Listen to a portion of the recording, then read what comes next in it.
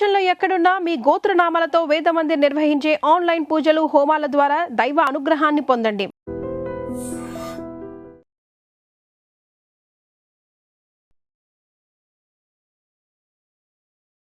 Welcome to iDream. International affairs పై ఈరోజు మన గెస్ట్ మేజర్ ఎస్పీఎస్ ఓబ్రాయ్, ఏకం ఐఏఎస్ అకాడమీ డైరెక్టర్.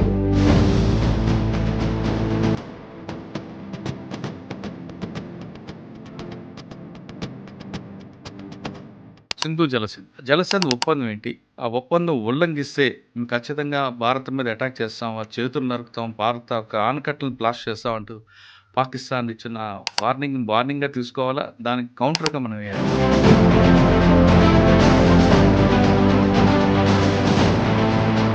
ఇండస్ జలసంధి మీద ఇంత టఫ్ స్టాండ్ తీసుకున్న ఏకైక ప్రధానమంత్రి మన మోదీ గారు. దానివల్ల ఇప్పుడు పాకిస్తాన్లో చాలా తీవ్రమైన అక్యూట్ స్కేర్సిటీ ఆఫ్ వాటర్ ఉంది సార్. మీరు ఒక వీడియో వచ్చింది సార్, మీరు చూసారో చూడో తెలీదు. వీళ్ళు డ్రైనేజ్ మూతలు తీసుకొని అందులోంచి వాటర్ తీసుకున్నారు. ఈ టెర్రరిజం ఆపేసి నేను నీకు వాటర్ ఇచ్చేస్తాను. దీన్ని critical resource choke holder Hafiz Saeed, Lashkar e Taiba and Jaishe Mohammed Maulana Masood Azhar, వీళ్ళిద్దరిని నన్ను అప్పగించు, ఆ రోజు నేను ట్యాప్ ఇప్పేస్తాను. ఎంత స్ట్రాంగ్గా వాటర్ని ఒక వెపన్లా మార్చేసి, బాధ్యత లేని ప్రభుత్వము, బాధ్యత లేని నేతలు. మేము ఇండియాలో డ్యామ్ని బాంబు పెట్టి పేల్చేస్తాం. వాళ్ళ దగ్గర ఉన్న బాంబు ఇక్కడ దాకా వచ్చే కెపాసిటీ ఏ బాంబు? మణిపూర్ మళ్ళీ తగలబడచ్చు. ఆ రెండు ట్రైబల్ మైతీస్ అండ్ కుకీస్ ఎవరైతే ఉన్నారో సార్, వాళ్ళ మధ్య ఐకమత్యం తీసుకురావాలి. అది మాత్రం వచ్చేంత వరకు మణిపూర్లో శాంతి రాదు సార్. వాళ్ళకి ఆ ఫైటింగ్ స్పిరిట్ వాళ్ళకి న్యాచురల్గా ఉంది సార్. కత్తులు, కటార్లు, ఆయుధాలకి వాళ్ళకి యాక్సెస్ ఉండడం వల్ల అమెరికా ఇరాన్ వార్, దానివల్ల నష్టం వాళ్ళకా వీళ్ళకా లేదా మనకా? సార్ అందరికీ నష్టం ఉంటుంది సార్. 2024-25 ముందు ఇరాన్ వరల్డ్ మ్యాప్లో ఎక్కడుంది అంటే కూడా చాలామందికి తెలియదు. సింగిల్ హ్యాండెడ్లీ ఇజ్రాయెల్ని, అమెరికాకి, మిగతా మిడిల్ ఈస్ట్ కంట్రీస్ అందరికీ కన్ను చూపించింది. అమెరికా వార్ని ఇంటెన్సిఫై చేస్తుంది కానీ సస్టైన్ చేయలేదు, తనకు అంత కెపాసిటీ లేదు. ఈ నెక్స్ట్ 5 yearsలో Iran will come out as a super power in the middle east. 1975లో Indira Gandhi విధించిన ఎమర్జెన్సీ, అది బుక్స్లో రావడం, దాని మీద మేము ఒపీనియన్ చెప్పండి. నేనేమంటానంటే సార్, యాజ్ ఎ సోల్జర్గా నేను మాట్లాడుతున్నాను సార్. ప్రభుత్వాన్ని దూషించడం అనేది నా ఉద్దేశం కాదు. పర్వాలేదు, పెట్టుకోండి, ఎమర్జెన్సీ చాప్టర్ పెట్టుకోండి. కానీ దానికన్నా ముఖ్యంగా అవసరమైన చాప్టర్లు ఏంటి? మనం 1947-48 యుద్ధం ఎలా గెలిచాం? 1962 వార్ మనం చైనాతో ఎందుకు ఓడిపోయాం? దానికి కారణాలు ఏంటి? పాజిటివ్తో పాటు నెగిటివ్ చెప్పాలి, మన చరిత్ర అనేది తెలియాలనేది ఉద్దేశం. అంటే సార్, మీరు ఇందిరాగాంధీ గారి గురించి ఆ ఒక్క అధ్యాయమే రాస్తున్నారు, తను చేసిన మిగతా విషయాలు. పాకిస్తాన్ని 2 ముక్కలు చేసిన ధైర్యం ఎవరికి ఉంది సార్? ఇందిరాగాంధీకే. వెనిజులాలో ఎక్కడ ఏది జరిగినా we are the first responders sir. ఆ దేశం కూడా రెస్పాండ్ అవ్వదు, మనం వెళ్ళిపోతాం సార్. అంటే రెడీగా ఉంటాం సార్. 2005లో సునామీ వచ్చినప్పుడు శ్రీలంకన్ గవర్నమెంట్ శ్రీలంకలో రెస్పాండ్ అవ్వలేదు, మనం వెళ్ళిపోయాం. జపాన్ గవర్నమెంట్ జపాన్లో కూడా రెస్పాండ్ అవ్వలేదు, అక్కడ కూడా వెళ్ళిపోయాం. So that was our response speed sir. So India ఏమంటుందంటే, ప్రతి దేశంలో ఎప్పుడైనా ఆపద వచ్చినప్పుడు నేను వెళ్తే, ఫ్యూచర్లో ఎప్పుడైనా సరే ఆ దేశం నాకు అగెయిన్స్ట్గా ఏమన్నా డిసిషన్ తీసుకున్నప్పుడు. Welcome to iDream. International affairs పై ఈరోజు మన గెస్ట్ మేజర్ ఎస్పీఎస్ ఓబ్రాయ్, ఏకం ఐఏఎస్ అకాడమీ డైరెక్టర్.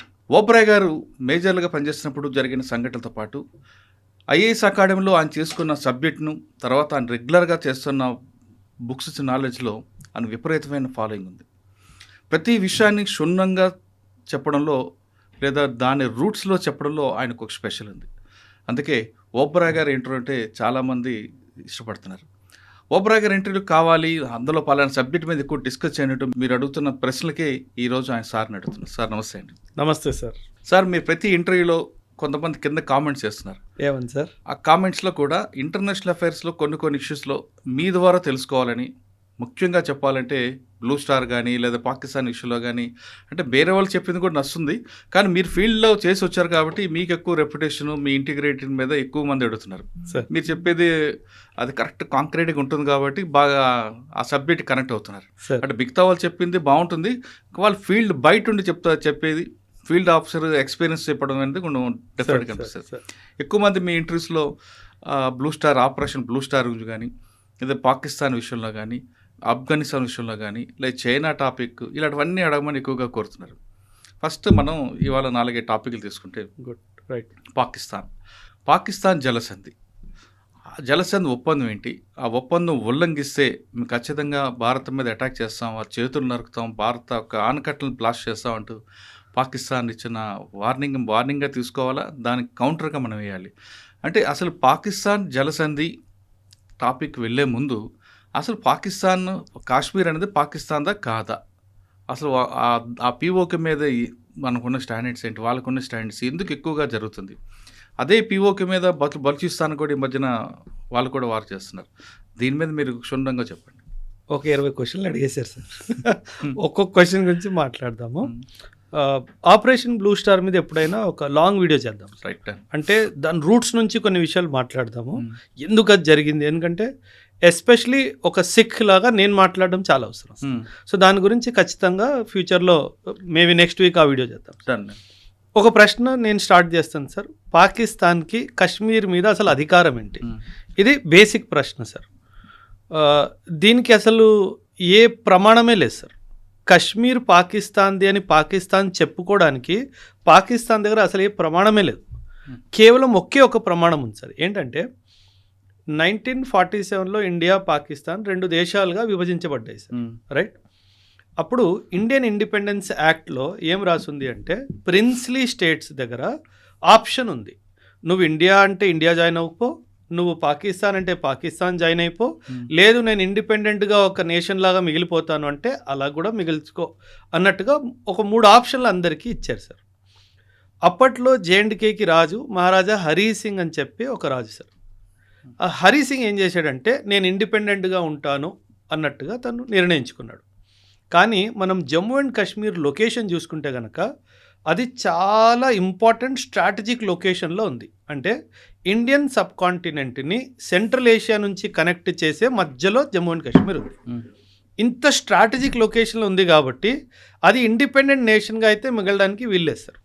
పాకిస్తాన్ కూడా ఒక విషయం ఏమర్థమైందంటే, ఈ కశ్మీర్ నా దగ్గరకు వస్తే మీరు మ్యాప్ చూడాలి sir. Afghanistan, Pakistan, India map చూసుకుంటే కశ్మీర్ పిఓకే మీద పాకిస్తాన్ కబ్జా లేదు అంటే పాకిస్తాన్కి కూడా సెంట్రల్ ఏషియాకి కనెక్షన్ లేదు సార్.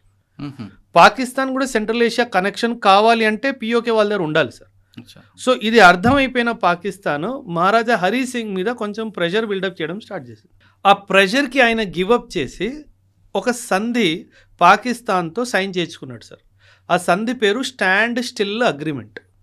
ఏమైందంటే సార్ 1947 నుంచి 1950 వరకు మనందరికీ తెలుసు 563 నుంచి 565 ప్రిన్స్లీ స్టేట్స్ని మనం మన దేశంలో ఇంటిగ్రేట్ చేసుకున్నాము. థ్యాంక్స్ టు సర్దార్ పటేల్ గారు sir. Grand salute to him. ఆయన ఉన్నారు కాబట్టి ఈరోజు మన భారతదేశం మ్యాప్ ఇలా ఉంది సార్. ఆయన ప్లేస్లో ఇంకెవరైనా ఉంటే ఇందులో సగం కూడా భారతదేశంలో మ్యాప్ ఉండేది కాదు sir. So grand salute to Sardar Patel sir, real son of India. Okay. ఇప్పుడు ఈ ప్రిన్స్లీ స్టేట్స్ ఇండియా కానీ పాకిస్తాన్కి జాయిన్ అవ్వాలి అంటే దానికి ఒక ప్రాసెస్ ఉండేది సార్. ఆ ప్రాసెస్లో కొన్ని రాజ్యాల్లో ఏం జరిగిందంటే ప్రిన్స్లీ స్టేట్స్లో వాళ్ళు డైరెక్ట్గా ఇన్స్ట్రుమెంట్ ఆఫ్ యాక్సెషన్ సైన్ చేసుకున్నారు. ఇన్స్ట్రుమెంట్ ఆఫ్ యాక్సెషన్ అంటే ఏంటంటే, యాక్సెషన్ అనే పదానికి అర్థం ఏంటంటే, నేను నా రాజ్యాన్ని నీ దేశంలో కలుపుకుంటున్నాను, ఇకపై నేను రాజు కాదు, నేను డెమోక్రసీకి నా రాజ్యాన్ని ఇచ్చేస్తున్నాను, నేను ఒక నార్మల్ సిటిజన్ లాగే బతుకుతాను అని ఒక ఒప్పందం. దీన్ని ఇన్స్ట్రుమెంట్ ఆఫ్ యాక్సెషన్ అంటారు. చాలా ప్రిన్స్లీ స్టేట్స్ డైరెక్ట్గా ఇన్స్ట్రుమెంట్ ఆఫ్ యాక్సెషన్కి సైన్ చేసేసుకున్నారు. అంటే ఏంటి, ఇండియాలో కానీ పాకిస్తాన్లో కానీ జాయిన్ అయిపోవాలని ఒప్పేసుకున్నారు.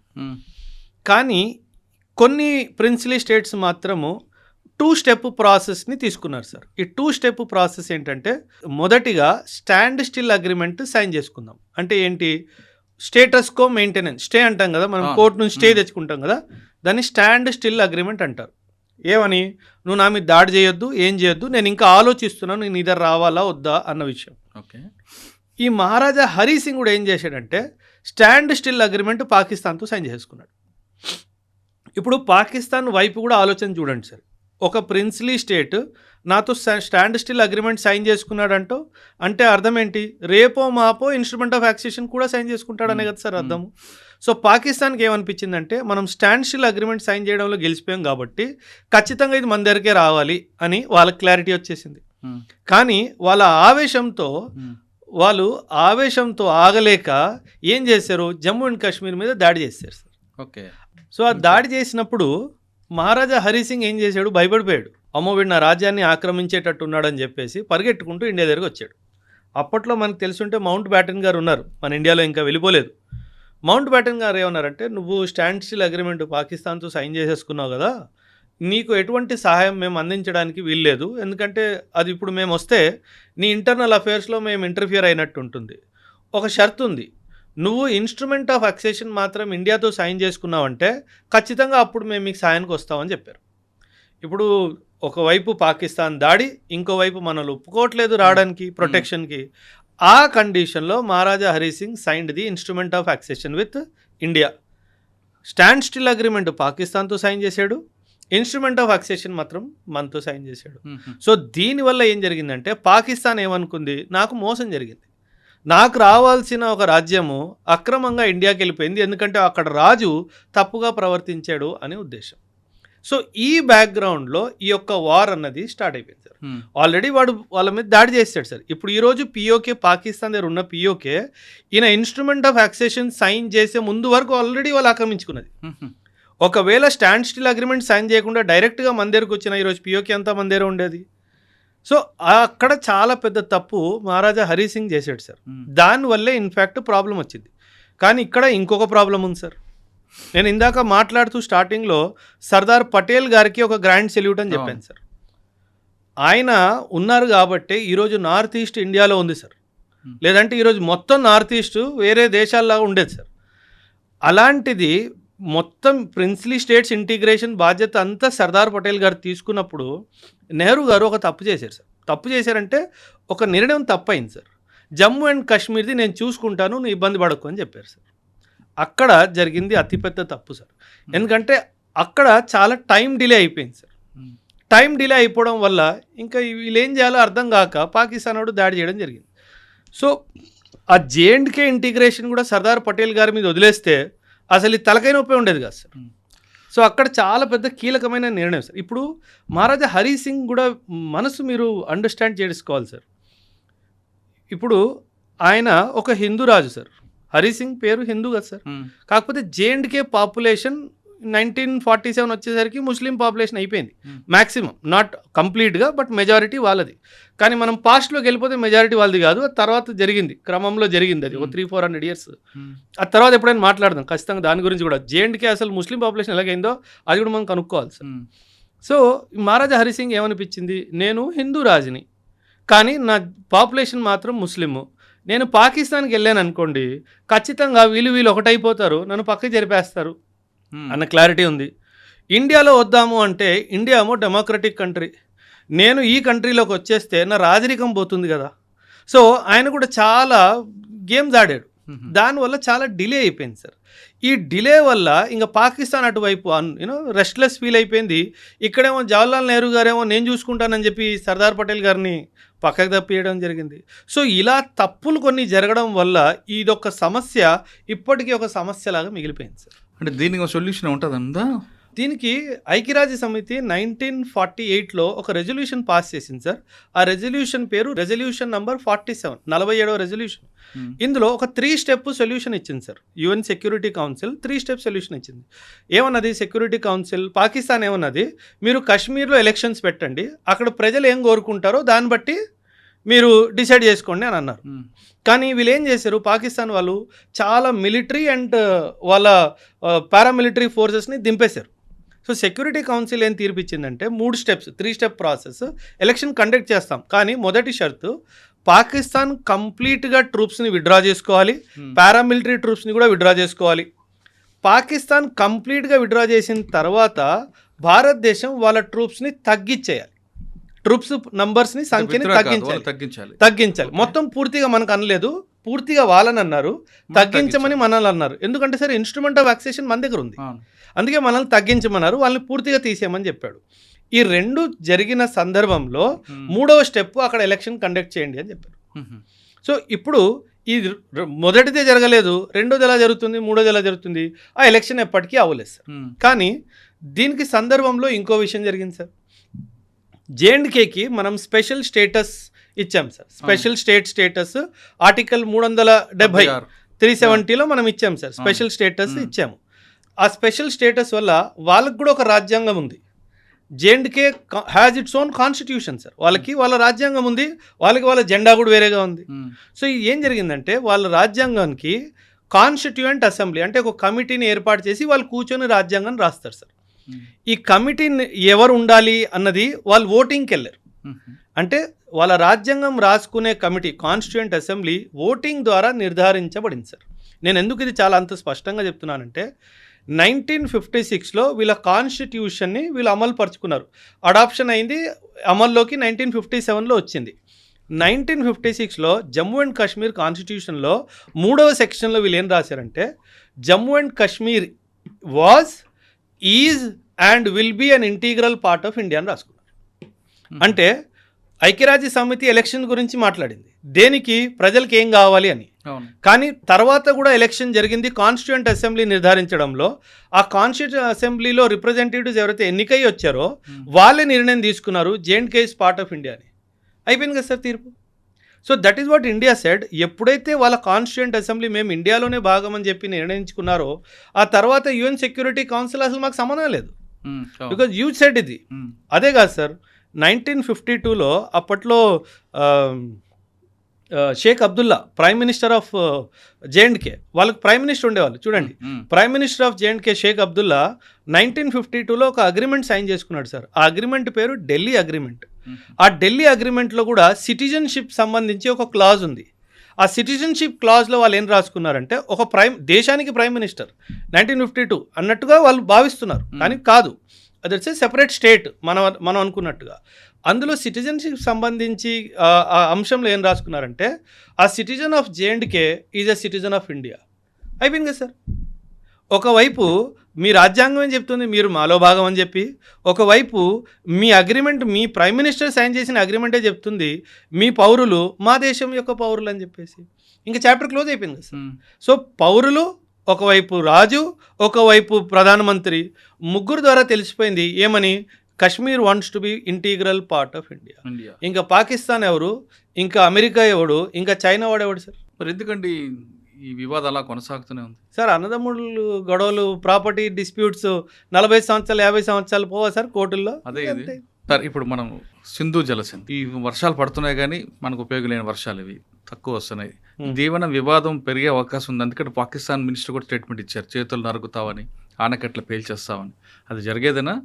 ఎవరో ఫాల్స్ వీడియో కూడా రిలీజ్ చేశారు సార్, ఏఐ వీడియో. అది భలే గమ్మత్తుగా ఉంది సార్ ఆ వీడియో. అంటే సార్ అంటే అది ఏ కాదు కానీ ముందైతే ప్రోక్ అయిపోతుంది కానీ జనాలు. అవును, అయ్యారు.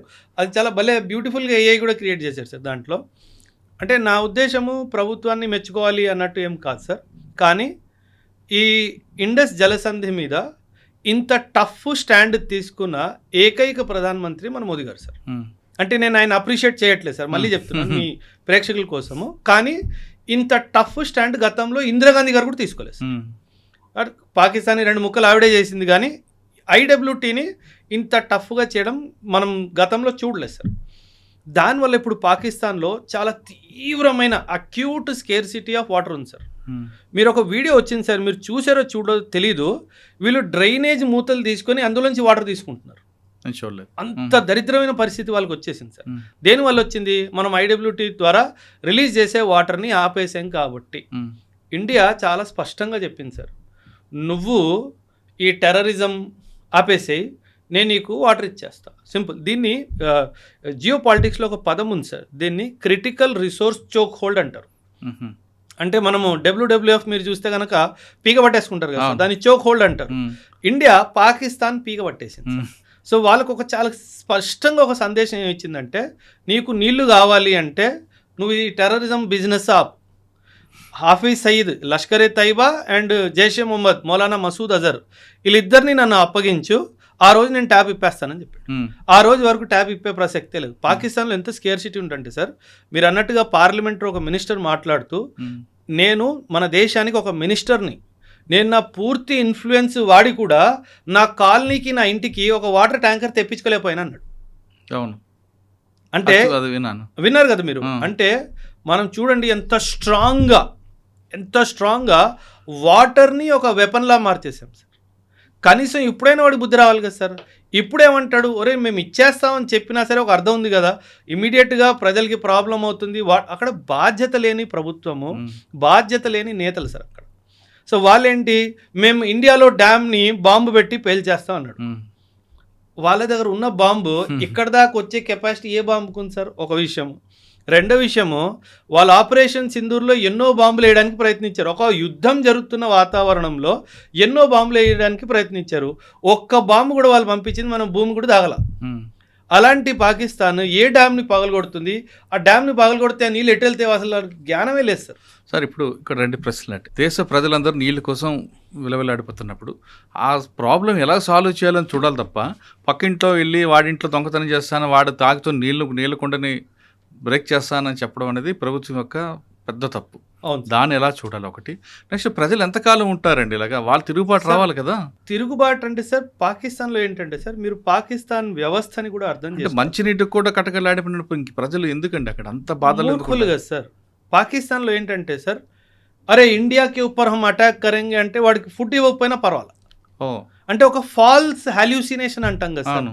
అందులో ఉండిపోతున్నారు సార్ వాళ్ళ వాళ్ళు. యాటిట్యూడ్ అది. అంతే. వాళ్ళు ఇంకా సార్ అవన్నీ ఇంకా నాకు ఎలా చెప్పాలో అర్థం కావట్లేదు సార్. అంటే బుర్ర లేని మనుషులు సార్. అంతే. అసలు ఇండియాని వాళ్ళకి తిడితే చాలు, అంతే. నువ్వు తిండి లేకపోతే పెట్టపని పర్వాలేదు. పర్వాలేదు. ఇండియాతో కయం ఉందా? ఉంది, చాలా గుడ్, నేను హ్యాపీ. ఉమ్. ఫుడ్ లేదు, బెడ్ లేదు, వాటర్ లేదు, గ్యాస్ లేదు, ఎలక్ట్రిసిటీ లేదు, కుకింగ్ ఆయిల్ లేదు, ఏమీ లేదు, ఏం అవసరం లేదు. పర్వాలా ఇలాగే. అంటే వాళ్ళు, మనము వరదలు వచ్చినప్పుడు పులిహోర ప్యాకెట్లు పంచుతాం కదా సార్, ఆ పులిహోర ప్యాకెట్ల వెనకాల పరిగెట్టుకుంటూ వాళ్ళు టైం గడిపేస్తున్నారు సార్. అంటే నా దేశము నాకేమిచ్చింది అని ప్రశ్నించాలి అన్న ఒక ఆలోచన కూడా వాళ్ళకి రావట్లేదు. అంటే వాళ్ళు ఎంత మూర్ఖుల్లా మారిపోయారు. మూర్ఖులు అనే పదం కన్నా అంటే గత ప్రభుత్వాలు వాళ్ళు ఏ విధంగా అణిచివేసే ఆ పద్ధతులకు అలవాటు పడిపోయినా అంతే అనుకోవచ్చు. సార్. అంతే కదా సార్. ఇప్పుడు వాళ్ళు కూడా చదువుకొని వస్తే వాళ్ళకి ఆలోచన వస్తుంది కదా. సార్ మీరు కొన్ని వీడియోస్ ఉంటాయి సార్ యూట్యూబ్లో, చూస్తారో చూడరో, రోజు గుర్రానికి ఒక ప్లేస్లో కట్టేస్తారు సార్. ఇంకో రోజు యజమాని ఏం చేస్తాడంటే కట్టినట్టు నటించేసి వెళ్ళిపోతాడు. కట్టలేదు, వాస్తవానికి కట్టలేదు, నటించి వెళ్ళిపోయాడు. ఆ గుర్రం రోజంతా అక్కడే నిల్చొని ఉంది. ఏమనుకొని నన్ను కట్టేసి వెళ్ళాడు కదా అని. ఆ గుర్రానికి పాకిస్తాన్ ప్రజలకి ఏ తేడా లేదు. ఇప్పుడు మన దేశంలో చిన్న తప్పు జరిగినా మోదీ గారిని ప్రశ్నిస్తారు. ప్రశ్నించే హక్కు మనకి మన రాజ్యాంగం ఇచ్చింది. అది మోదీ గారు అయినా, సీఎం అయినా, పిఎం అయినా, డిఎం అయినా, ఎవరైనా ప్రతి ఒక్కరిని ప్రశ్నించే హక్కు మనకి రాజ్యాంగం ఇచ్చింది. అక్కడ కూడా ఇచ్చింది, కానీ ఆ హక్కు ఉంది అని చెప్పి వాళ్ళకి ఎవరు తెలియజేయట్లేదు ఎవరు వాళ్ళకి. సో అందుకే వాళ్ళు ప్రజల్లో అవగాహన కల్పించే బాధ్యత ప్రభుత్వం తీసుకోలేదు. అంటే వాళ్ళు ఎడ్యుకేట్ అయితే వీళ్ళు ప్రభుత్వం తిరగబడతారని.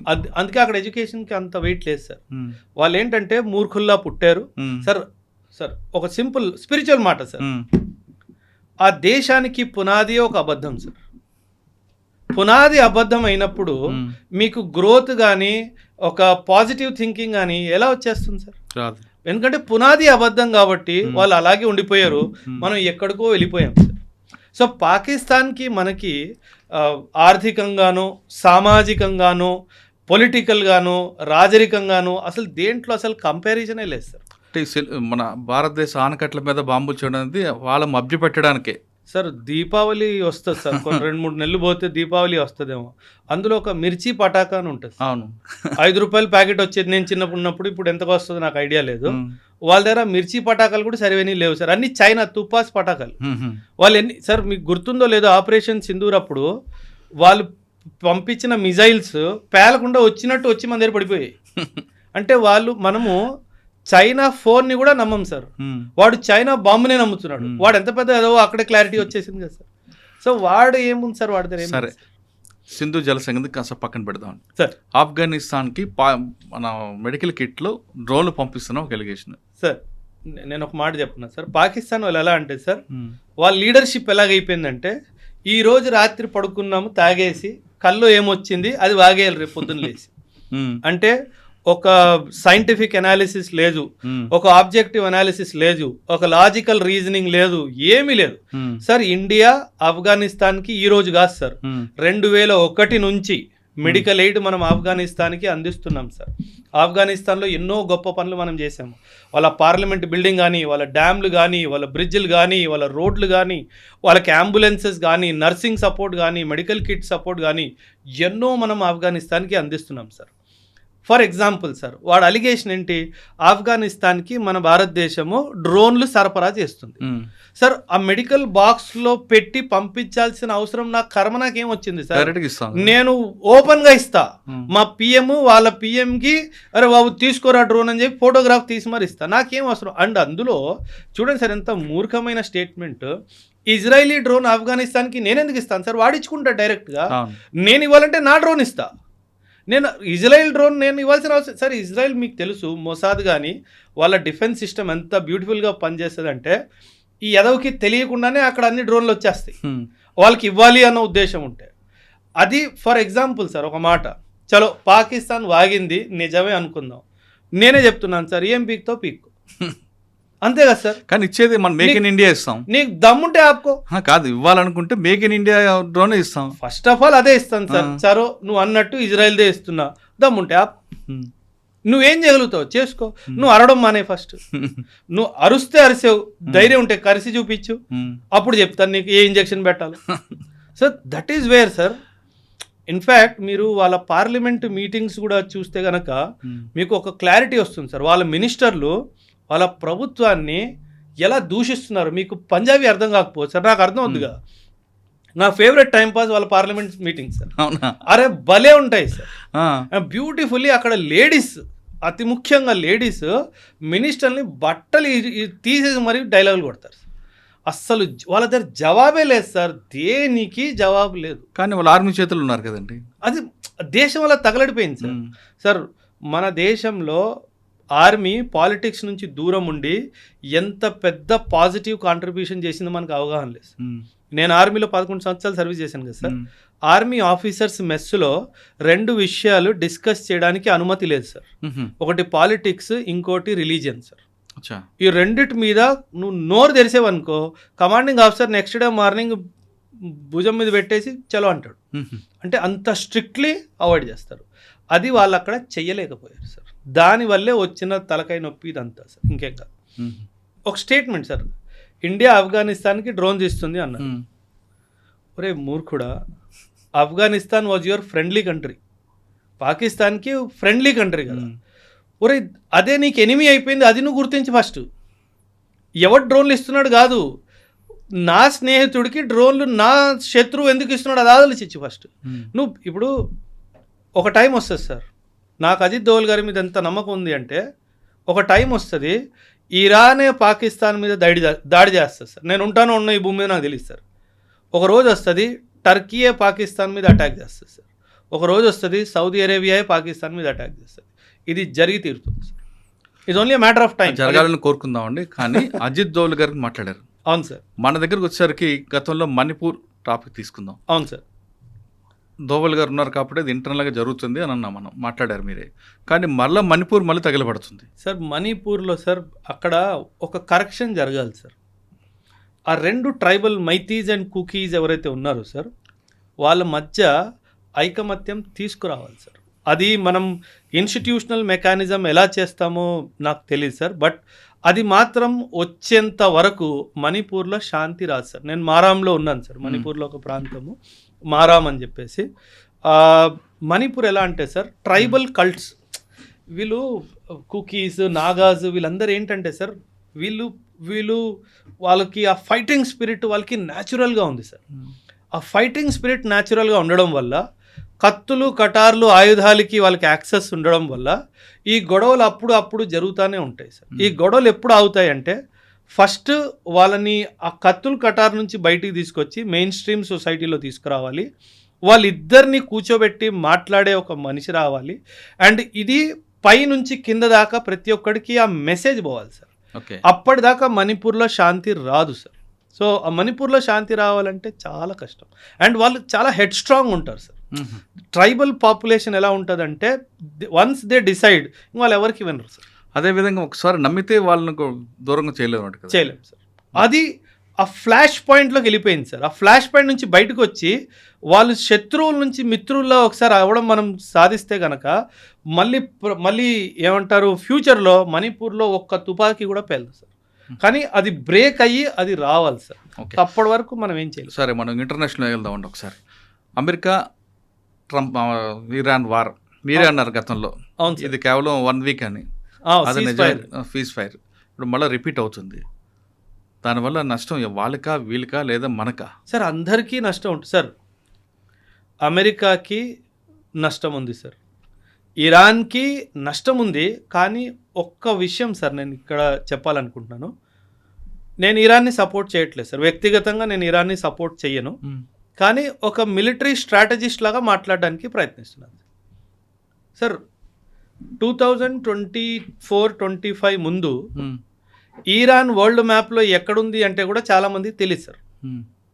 నమ్ముతారు కదా. అంటే మిడిల్ ఈస్ట్లో ఎక్కడో ఉంటుంది, అంతేగాని ఆ స్ట్రైట్ ఆఫ్ హోర్ముజ్ కానీ ఈ ఇరాన్ కానీ కువైత్ బహ్రెయిన్ కానీ ఎవరికి తెలియదు సార్ ఎక్కడ ఉంటుందో. కానీ ఒక దేశము అమెరికా శాంక్షన్స్లో గత 3 దశాబ్దాలుగా ఉంది సార్. ఆ దేశం అమెరికన్ శాంక్షన్స్లో ఉంది. అంటే ఏంటి, ఓపెన్గా వీళ్ళు వరల్డ్లో ట్రేడ్ చేయలేరు. వాళ్ళతో ట్రేడ్ చేసేది దేశాలు కొన్నే, మనము రష్యా కానీ చైనా కానీ ఇతర దేశాలు మిడిల్ ఈస్ట్ కంట్రీస్ మాత్రమే. అలాంటి దేశము 30 సంవత్సరాలుగా శాంక్షన్స్లో ఉంటున్న దేశము సింగిల్ హ్యాండెడ్లీ ఇజ్రాయెల్ని అమెరికాకి మిగతా మిడిల్ ఈస్ట్ కంట్రీస్ అందరికీ కన్ను చూపించింది సార్. వీళ్ళందరూ కలిసి ఒక్కసారైనా వాడిని అరే బాబు నిన్ను ఓడిచ్చేసాము అని చెప్పి ఆ స్టేజ్ దాకా తీసుకెళ్లారా? లేదు. లీడర్షిప్ని ఎలిమినేట్ చేశారు. టాప్ లీడర్షిప్ని ఆయతుల్లా ఖొమైనీని ఫస్ట్ డే February 28 రోజు ఎప్పుడో దాడి జరిగింది, ఆ రోజు లేపేశారు. ఓకే, బాగానే ఉంది. ఆ తర్వాత ఏంటి? Nothing happened. ఎందుకంటే అమెరికా వార్ని ఇంటెన్సిఫై చేస్తుంది కానీ సస్టైన్ చేయలేదు. తనకు అంత కెపాసిటీ లేదు, సస్టైనెన్స్ కెపాసిటీ లేదు. మనము డీఎస్కలేట్ చేస్తూ సస్టైన్ చేయడానికి ప్రయత్నిస్తాం. అది మన war strategy sir. America war డాక్ట్రిన్లోనే చాలా పెద్ద తప్పు ఉంది సార్. సో ఆ తప్పు ఉన్నంత వరకు దేశంలో ఇలా డిస్టర్బెన్స్ కంటిన్యూగానే ఉంటుంది. ఇరాన్ సార్ ఇప్పుడు మీరు ఇప్పుడు చూస్తున్నారు సార్, నేను నెక్స్ట్ 5 years చూస్తున్నాను. ఈ నెక్స్ట్ 5 yearsలో Iran will come out as a super power in the Middle Eastern region. ఇప్పుడు మీరు చూస్తున్న దాడులు చాలా జీరో. రానున్న టైంలో సౌదీని కానీ కువైత్ని కానీ యుఏఈని కానీ ఇరాక్ని కానీ ఇరాన్ వదిలే ప్రసక్తే లేదు సార్. అండ్ వెనక నుంచి రష్యా అండ్ చైనా సపోర్ట్గా ఎప్పుడు ఉంటారు. సో ఇప్పుడు ఏమైంది, పడుకున్న పులికెళ్ళి నువ్వు చెవిలో చేసినట్టుంది. ఇప్పుడు పులి లేచింది, ఇంక దానికి పోరాడాలి అనిపించే ఏమంటారు దాన్ని వేటకెళ్ళాలి అని అనిపిస్తుంది, దాన్ని ఆపడానికి వీల్లేదు. పడుకున్న పులిని నువ్వు లేపావు సార్. చూడండి సార్, ఒక not even advanced country Iran ఎక్కడుంది సార్ కంపేర్ టు అమెరికా? ఎక్కడా లేదు. Intelligence Israel best, defence forces best, missile systems best, drone systems best, air crafts best, అన్నీ బెస్ట్గా ఉన్నా ఏం చేస్తున్నారు? ఏం చేయలేకపోతున్నారు సార్. కువైత్ మీద ఎన్ని దాడులు జరిగాయి సార్? కువైత్ ఒక్క రిప్లైని ఇవ్వగలిగిందా సార్? యుఏఈ మీద ఎన్ని దాడులు చేసింది సార్ ఇరాన్? ఒక్క రిప్లైని ఇచ్చిందా సార్? ఏం లేదు. అమెరికా ఉద్దేశం ఏంటంటే మిడిల్ ఈస్ట్లో అన్రెస్ట్ క్రియేట్ చేయాలి సార్. ఈ అన్రెస్ట్ ఇప్పుడు సార్ సింపుల్ సార్, నేను ఈరోజు రాత్రి మీ ఇంటి మీద దాడి చేస్తాను అని చెప్పి మీకు వాట్సాప్ మెసేజ్ పెట్టాను. మీరేం చేస్తారు? కాపులాకి మనుషులు పెట్టుకుంటారా? పెట్టుకోరా? వెళ్ళి పోలీస్ స్టేషన్ కంప్లైంట్ ఇస్తారా? ఇవ్వరా? కాపులాకి మనుషులు పెట్టుకుంటారు, వాళ్ళకి ఆయుధాలు కూడా ఇస్తారు. ఆ ఆయుధాలు ఎక్కడి నుంచైనా కొనుక్కోవాలి కదా మీరు. ఈ మిడిల్ ఈస్ట్ దేశాలన్నీ అమెరికా ఉండి కాపులాగా ఉండమని చెప్పి ఆయుధాలు వాడి దగ్గర కొనుక్కుంటున్నారు. మిమ్మల్ని ఆయుధాలు కొనుక్కునేటట్టు చేసింది ఎవరు? నేను అమెరికా. సో అమెరికా ఏం చేస్తుందంటే మిడిల్ ఈస్ట్లో డిస్టర్బెన్స్ క్రియేట్ చేయాలి, ఆ డిస్టర్బెన్స్కి దేశాలు భయపడాలి, ఆ భయంతో నా దగ్గర ఆయుధాలు కొనుక్కోవాలి, వాళ్ళ దేశంలో మిలిటరీ బేస్ ఎస్టాబ్లిష్ చేయడానికి నాకు భూమి ఇవ్వాలి. వాడికి కావాల్సింది అదే, వాడు క్రియేట్ చేసుకున్నాడు. మనమేమో ఇరాన్ న్యూక్లియర్ అన్నాం. ఇప్పుడు న్యూస్ పేపర్లో కానీ ఎక్కడైనా సరే న్యూక్లియర్ గురించి అసలు మాట కూడా వస్తుందా? రావట్లా. అప్పుడు ఏమీ దొరకలేదు, ఇప్పుడు ఏమీ దొరకలేదు. అంటే అల్టిమేట్ తీసుకుంటే ఆయుధాల కంపెనీ ఓడర్లు బతుకుతున్నారు అంతే. బిజినెస్ పెరుగుతుంది. అమెరికా ముఖ్య ఎకనామిక్ ఇదే కదా సార్, ఆయుధాలే కదా సార్. ఇదంతా ఆయుధాలు అమ్ముకోవడానికి వ్యాపారం సార్. ఈ వ్యాపారం కోసం వరల్డ్ అంతా వీళ్ళు డిస్టర్బ్ చేస్తారు. సో మనం కూడా డిస్టర్బ్ అవుతున్నాము, వరల్డ్ అంతా డిస్టర్బ్ అవుతుంది సార్. ఇంకోటి 1975లో ఇందిరాగాంధీ విధించిన ఎమర్జెన్సీ. అవును సార్. అది బుక్స్లో రావడం, దాని మీద మేము ఒక ఒపీనియన్ చెప్పండి. అమ్మో, ఇది పొలిటికల్ సార్, చాలా జాగ్రత్తగానే మాట్లాడతారు సార్. చాప్టర్ ఏమంటారు, ఎన్సీఆర్టీ క్లాస్ 9 సోషల్ సైన్స్ బుక్లో ఎమర్జెన్సీ చాప్టర్ తీసుకురావాలి అని చెప్పి ఒక కీలకమైన నిర్ణయం తీసుకున్నారు సార్. మనము అంటే ఇది నా వ్యక్తిగత అభిప్రాయం సార్. మన ఇంట్లో జరిగిన ఒక చెడు సంఘటనని మనం కప్పివేయడానికి, దాచేయడానికి ప్రయత్నిస్తామా, లేకపోతే ఇంటి బయట బోర్డు పెడతామా? ఈ రోజు నా కొడుకు నన్ను కొట్టాడని చెప్పి నాన్న గోడ మీద రాసుకుంటాడు, లోపల పెట్టుకుంటాం. మనం దాన్ని కవరప్ చేయడానికి పెట్టుకుంటాం. నేనేమంటానంటే ఎమర్జెన్సీ గురించి మన పిల్లలకి, రానున్న జనరేషన్కి చెప్పాలి, తప్పేం లేదు, చెప్పాలి, ఖచ్చితంగా చెప్పాలి. ఎందుకంటే అది మన లోకతంత్రంలో ఒక చీకటి అధ్యాయం సార్, కాదనట్లేదు. 75 to 77 అదొక చీకటి అధ్యాయం. దాని గురించి అంత విశ్లేషణగా టెక్స్ట్ బుక్లో రాసి పిల్లలకి చెప్పి దాని ఒక చాప్టర్ క్రియేట్ చేసి ఇండియాలో డెమోక్రసీ ఒకప్పట్లో లేదు, ఇవన్నీ ఎందుకు చెప్పుకోవాలి సార్? అంటే ఇది ఒక పొలిటికల్ అజెండాలా కనిపిస్తుంది. నేనేమంటానంటే సార్, యాజ్ ఎ సోల్జర్గా నేను మాట్లాడుతున్నాను సార్. అగైన్ మళ్ళీ చెప్తున్నాను, ప్రభుత్వాన్ని దూషించడం అనేది నా ఉద్దేశం కాదు. పర్వాలేదు, పెట్టుకోండి, ఎమర్జెన్సీ చాప్టర్ పెట్టుకోండి. కానీ దానికన్నా ముఖ్యంగా అవసరమైన చాప్టర్లు ఏంటి? మనం 1947-48 యుద్ధం ఎలా గెలిచాము, సైనికులు ఎలా పోరాడారు, పాకిస్తాన్ ఏం చేసింది, 1962 వార్ మనం చైనాతో ఎందుకు ఓడిపోయాం, దానికి కారణాలేంటి, దానికి ఎవరు కారకులు, ఇది 1971లో ఎలా ఇందిరాగాంధీ గారు పాకిస్తాన్ని 2 ముక్కలు చేశారు, 1968లో ఐబీ నుంచి రాని తను ఎలా స్థాపించింది, ఎన్ని గొప్ప కార్యాలు, ఎన్ని గొప్ప ఆపరేషన్స్కి మన విజయాలు చెప్పమంటారు. పాజిటివ్గా చెప్పండి సార్. పిల్లలకి నెగటివ్ ఎందుకు చెప్పాలి అంటాను నేను. పిల్లలకి పాజిటివ్తో పాటు నెగిటివ్ చెప్పాలి, మన చరిత్ర అనేది తెలియాలనేది ఉద్దేశం. అంటే సార్ మరీ అంత విడమర్చి సార్. ఇప్పుడు 25th జూన్ 1975 ఈ ఎమర్జెన్సీ డిక్లేర్ చేయడం జరిగింది సార్. 25th జూన్, నాకు డేట్ సరిగ్గా గుర్తుంటే కనుక. ప్రతి సంవత్సరం ఆ రోజు దీని గురించి మాట్లాడతారు కదా సార్. మన పుస్తకాల్లో మరి రాసుకోవాల్సిన అవసరం ఏమొచ్చింది? ఇప్పుడు అంటే పొలిటికల్ ఉందంటారా? కనిపిస్తుంది కదా సార్.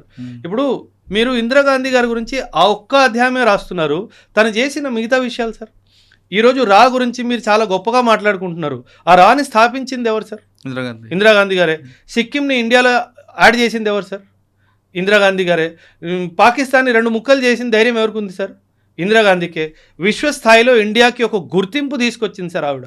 అసలు ఇండియాకి గుర్తింపే లేదు ఇంటర్నేషనల్ ప్లాట్ఫామ్స్లో, తీసుకొచ్చింది ఆవిడ. ఇవన్నీ ఎందుకు రాయట్లేదు మరి? ఇవన్నీ కూడా రాయండి. అది పొలిటికల్ కదా. That is what sir. అంటే మనం పిల్లలకి సార్, పిల్లలు నేనేమంటానంటే సార్, పిల్లల్ని పొలిటిసైజ్ చేయొద్దు అంటారు. పెద్దగా అయిన తర్వాత ఎలాగో తెలుసుకుంటారు వాళ్ళు. క్లాస్ 9th పిల్లోడికి ఎమర్జెన్సీ గురించి మీరు ఏం సాధిస్తారు చెప్పి?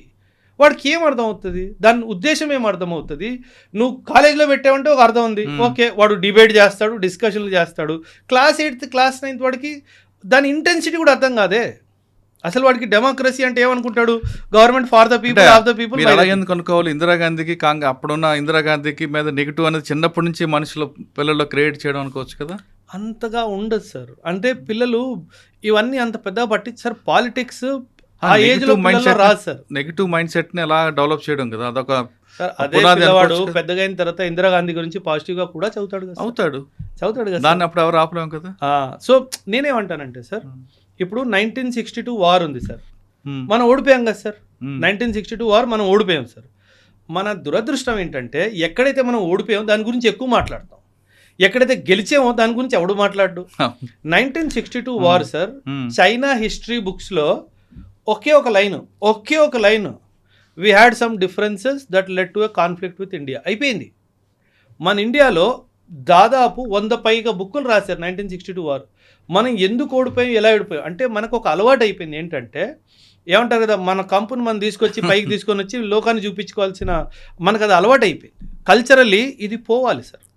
ఎమర్జెన్సీలో ఇలా జరిగింది, ఫ్యూచర్లో ఇలా జరగకుండా మనం చూసుకోవాలి, అలా కూడా మాట్లాడవచ్చు. అంటే ఎమర్జెన్సీ నేర్పిన పాఠం ఇది అని కూడా చెప్పుకోవచ్చు. అందులో ఆ ఫ్యాక్టర్ ఉండాలి కదా సార్. అప్పుడు ఉందో లేదో తెలియదు ఇంకా, ఎందుకంటే అది ఇంకా నేను అనుకోవడం ఇంకా బయటికి రాలేదు. అది వస్తే చూడాలి. అందులో ఇది పాఠము, ఇది గుణపాఠము, ఇది ఫ్యూచర్లో ఉండాలి. ఎందుకంటే 40 ఒక యుద్ధంలో వచ్చే ప్లస్ మైనస్ మనం తీసుకుంటాం కదా సమీక్ష జరిపిన తర్వాత, అది అందరూ అనుకోవచ్చు కదా. ఇది మరి అలా ఉందో లేదో తెలియదు కదా, చాప్టర్ వచ్చాక తెలియాలి. అది బయటికి వస్తేనే కదా మనకి తెలిసేది ఏం రాశారు. సార్ ఇండియన్ పాస్పోర్ట్ అది ప్రామాణికమా? దాన్ని మనం ఏ విధంగా చూడాలంటారు? అంటే డిబేట్ ఏంటంటే సార్, అది సిటిజన్షిప్ అంటే లేదండి, కాదు. Indian passport is not a proof of citizenship sir.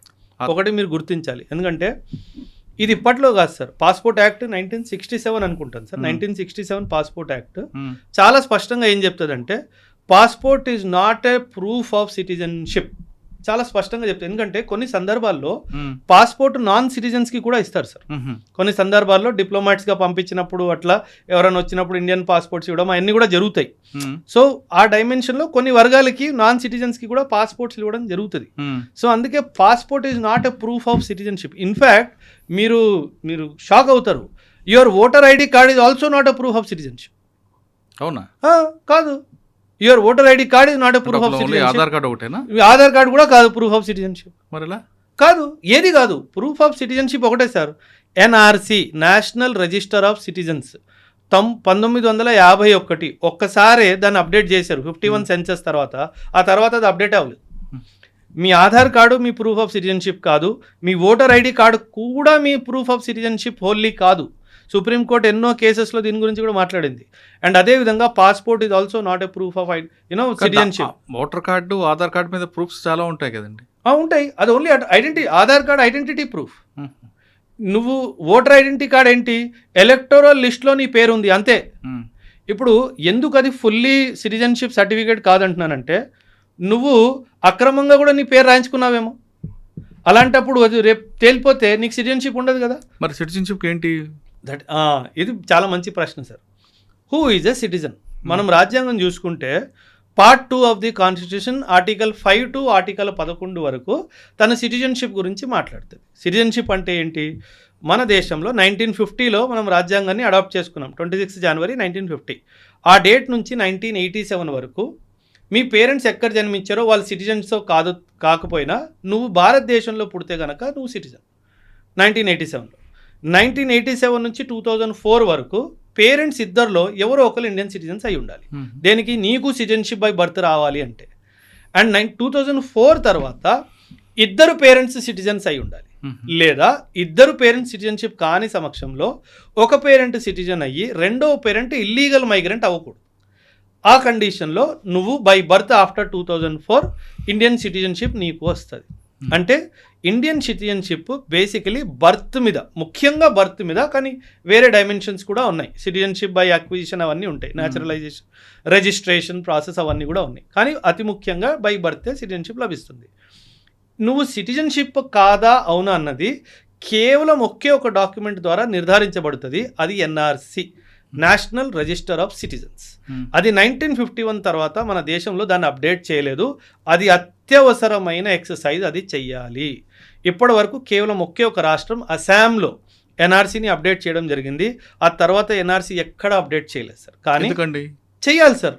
అంటే సార్ 150 కోట్లు మనం సార్ ఒక దాంట్లో నంబర్ 1 చేస్తున్నా కదా సార్ అని, ఆ ప్రోగ్రామ్స్ అన్ని టేకప్ చేస్తుంది కదా గవర్నమెంట్. చెయ్యాలి సార్. అంటే ఎన్ఆర్సీ చేస్తేనే ఇల్లీగల్గా అక్రమంగా ఇండియాలో ఎంతమంది ఉంటున్నారో తెలుస్తుంది సార్. అది చెయ్యాలి. కాకపోతే జనాభా చాలా సార్, 150 కోట్ల జనాభా సార్. సో ఇంతమందికి చెయ్యాలి అంటే అదొక పెద్ద ఎక్సర్సైజ్ సార్. సో దానివల్లనే ప్రాబబ్లీ ప్రభుత్వం దాన్ని చేయాలి అన్న ఉద్దేశం. ఎందుకంటే ఎలాగో ఆధార్ కార్డుతో పని నడిచిపోతుంది, పాస్పోర్ట్తో పని నడిచిపోతుంది అన్న ఉద్దేశంతో బహుశా సైలెంట్గా ఉన్నారేమో. కానీ చేయాల్సిందే సార్. ఎంత జనాభా ఉన్నా చేస్తేనే దేశానికి మంచిది సార్. ఇక మనం ఫ్రెష్ దీంట్లోకి వెళ్దామండి. వెనిజులాలో ఎర్త్క్వేక్. అవును సార్. దాని మీద పాపం ఇన్ఫాక్ట్ ఈరోజు కూడా హెడ్లైన్స్ 188 మంది చనిపోయారు సార్ ఆ ఎర్త్క్వేక్లో. సార్ 188 ఏంటండి, అసలు వేలకు వేలు ఉన్నారు కదా. ఉన్నారు అంటే కన్ఫర్మ్డ్ డెత్స్ 188 కన్ఫర్మ్ డెత్స్ అయ్యాయి సార్. మన ప్రభుత్వం వాళ్ళకి డిజాస్టర్ రిలీఫ్ మెటీరియల్ పంపించింది సార్. సార్ ఒక్క విషయంలో నా దేశానికి నేను గ్రాండ్ సెల్యూట్ సార్. ఎక్కడ ఏది జరిగినా we are the first responders sir. ఆ దేశం కూడా రెస్పాండ్ అవుతూ మనం వెళ్ళిపోతాం సార్. అవును. అంటే రెడీగా ఉంటాం సార్. ఎక్కడ ఏం ఆపద వస్తుందో మన వాళ్ళు అక్కడికి వెళ్ళిపోతారు సార్. మీరు ఏమంటారు, షాక్ అవుతారు సార్. 2005లో సునామీ వచ్చినప్పుడు, ఆ 2005లో సునామీ వచ్చినప్పుడు శ్రీలంకన్ గవర్నమెంట్ శ్రీలంకలో రెస్పాండ్ అవ్వలేదు, మనం వెళ్ళిపోయాం అక్కడ. జపాన్ గవర్నమెంట్ జపాన్లో కూడా రెస్పాండ్ అవ్వలేదు, అక్కడ కూడా వెళ్ళిపోయాం. So that was our response speed sir. 2005 ఏమంటారు, మనం ఏదైతే ఏమంటారు సునామీలో రెస్పాన్స్ ఇచ్చామో సార్, అవన్నీ పక్కన పెట్టండి సార్. వెనిజులా మనకి 14,000 కిలోమీటర్ల దూరం ఉంది సార్, పక్కన లేదు. 14,000 కిలోమీటర్స్ దూరంలో ఉంది సార్, అక్కడ కూడా వెళ్ళిపోయాం సార్. దీన్ని కూడా చాలామంది క్రిటిసైజ్ చేశారు, మనకేం అవసరమో అనేసి. సార్ మనము ఒక culturally rich country sir. And మన ఇండియన్ ఫారిన్ పాలసీలో డిజాస్టర్ రెస్పాన్స్ అనేది ఒక కీలకమైన పిల్లర్ సార్. దాన్ని సాఫ్ట్ పవర్ టూల్ అంటారు సార్. అంటే మనము సార్ ఎప్పుడైనా సరే మీరు ఆపదలో ఉన్నారు సార్, నేను వచ్చి మిమ్మల్ని ఆదుకున్నాను సార్, నా ప్రతి మీ భావన ఎలా ఉంటుంది సార్ ఫ్యూచర్లో? అరే టైంకి వచ్చినప్పుడు నన్ను ఓబ్రాయ్ ఆదుకున్నాడు, నాకు మీరు తిరిగి ఏం చేయకపోయినా నా ప్రతి మీకు ఒక పాజిటివ్ ఫీలింగే కదా ఉంటుంది. సో ఇండియా ఏమంటుందంటే, ప్రతి దేశంలో ఎప్పుడైనా ఆపద వచ్చినప్పుడు నేను వెళ్తే ఫ్యూచర్లో ఎప్పుడైనా సరే ఆ దేశం నాకు అగెయిన్స్ట్గా ఏమన్నా డిసిషన్ తీసుకున్నప్పుడు మనస్సాక్షికైనా ఒక్కసారి వాడు గుర్తొస్తుంది, అరే అవసరం ఉన్నప్పుడు ఈడే కదా మనతో నిల్చున్నాడు అని. ఆ డైమెన్షన్లో దాన్ని మనం ఒక సాఫ్ట్ పవర్ టూల్ లాగా మన దేశం కోసం వాడతాం సార్. దాన్ని కూడా మన వాళ్ళు క్రిటిసైజ్ చేసేస్తారు, నీకేం అవసరము, నువ్వు అక్కడ నుంచి ఇప్పుడు నీకు ఆయిల్ కావాలా, అందుకేనా నువ్వు అక్కడికి వెళ్ళావు సార్. వెనిజువెలాలో ఆయిల్ కంట్రోల్ చేసేది అమెరికా సార్. ఆ నికోలస్ మదూరో గారిని లేపుకెళ్ళిపోయారు కదా సార్, అప్పటి నుంచి ఆ వెనిజువెలాని ఆయిల్ కంట్రోల్ చేసేది ఎవరు సార్? అమెరికాని కంట్రోల్ చేసేది ట్రంప్. వాడు బుర్రలేని నడుస్తుంది, ఎవడికి తెలియదు. సో మనం ఎలా వెనిజువెలాలో ఆయిల్ మనకు వచ్చేస్తుందని భావిస్తున్నాం సార్? అది రాదు సార్. సో ఏంటంటే సార్, ప్రతిదాన్ని జియో పొలిటికల్ కోణంలోనే కాకుండా హ్యుమానిటేరియన్ కోణంలో కూడా చూడాలి సార్. అప్పుడే కదా సార్, సార్ మనిషి అంటే ఏంటి సార్? హ్యుమానిటీయే కదా సార్. ఇక్కడ కూడా పాలిటిక్స్ చేస్తే మరి దరిద్రంగా ఉండదు సార్. భూకంపాలు కానీ ఇటువంటి ప్రమాదాలు వచ్చినప్పుడు అది మానవతా హృదయంతో చేస్తాం తప్ప దీన్ని కూడా పొలిటికల్ చేయదంటున్నారు ఓబ్రాయ్ గారు. ఆయన చెప్తుంది అంటే ఈ రోజు కాదు రేపైనా మనకేమైనా కష్టం వస్తే ఆ దేశాల్లో మనకు ఆదుకోపోయినా మన గురించి ఆలోచిస్తారు కాబట్టి ఆ కోణంలో మనం చూడాలంటూ వెనిజులా భూకంపం మీద మన సహాయం గురించి ఓబ్రాయ్ గారు చెప్తున్నారు. మీరందరూ కోరుకున్నట్లుగా బ్లూ స్టార్ మీద ఓబ్రాయ్ గారితో నెక్స్ట్ వీక్ ఉంటుంది. అంతవరకు సెలవు. Thank you sir, thank you very much. iDreams, this police diaries is something very, very valuable towards that. I must really appreciate Murali, your insights. iDreams founder and CEO చిన్న వాసుదేవ్ రెడ్డి గారితో Muralidhar crime stories చాలా famous అయిపోయినాయి. Gautam Savan garu and Satyanar sir. Good. Well done. I congratulate him for doing so well, and I congratulate him his boss also. So well.